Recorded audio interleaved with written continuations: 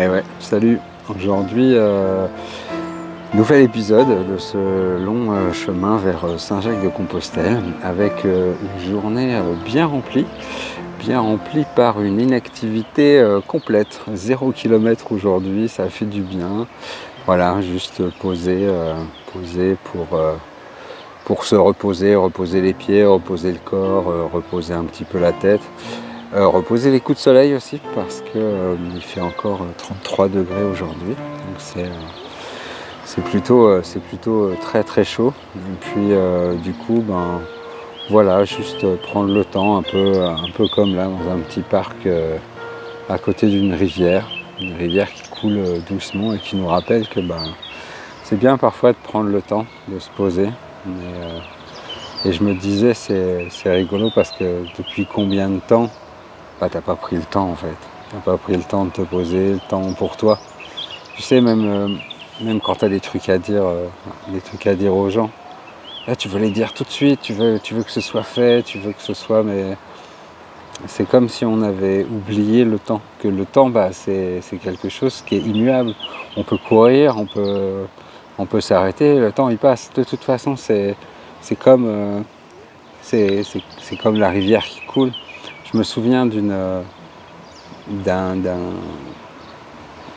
crois que c'était un physicien qui disait ce qui serait intéressant, c'est de compter le temps en nueurs, c'est-à-dire le temps qu'un nuage passe, ça c'est une nueur. Voilà. Est-ce que ça changerait notre perception du temps? Est-ce que ça changerait notre manière d'appréhender la vie? Et on oublie souvent aussi qu'on est fondamentalement connecté à son propre temps. Et ça c'est cool, c'est hyper intéressant, c'est toujours la réflexion que je me fais, que je fais à mes élèves et à mes patients en disant mais en combien de temps vous avez appris à lire, à parler, à marcher? Combien de temps t'as mis pour apprendre tout ça alors que t'avais que ça à faire?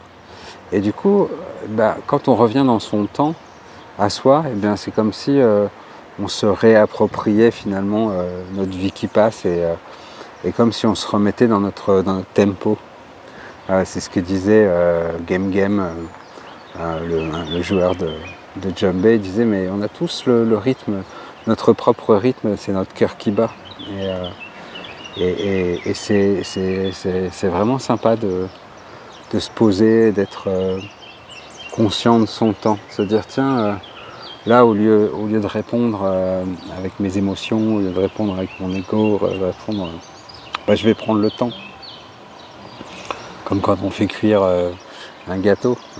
Un gâteau, t'as beau l'avoir fait, si t'as pas le temps de cuisson, ça marche pas, ça fait pas un gâteau. La vie c'est pareil, je pense.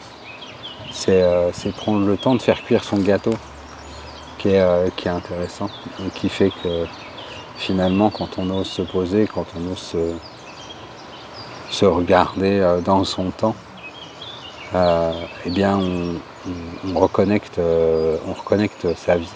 Ça me fait penser à un petit poème que j'avais écrit en 98. Alors, c'est vieux. Hein. Ouh là là, c'était avec Louis XVI et Charlemagne.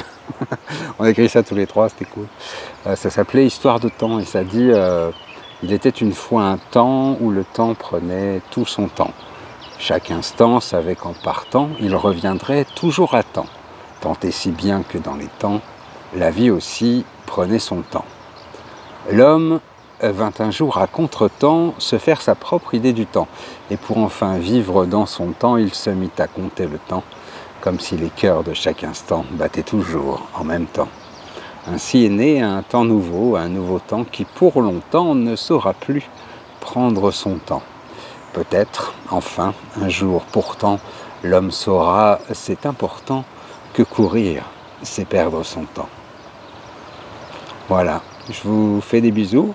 Prenez soin de vous, abonnez-vous si ça vous plaît, envoyez-moi des petits commentaires pour me dire tiens, qu'est-ce que tu penses de ça, où t'en es, qu'est-ce que vous mangez, voilà, des petites questions auxquelles je peux répondre ou pas, on verra ce que ça donne.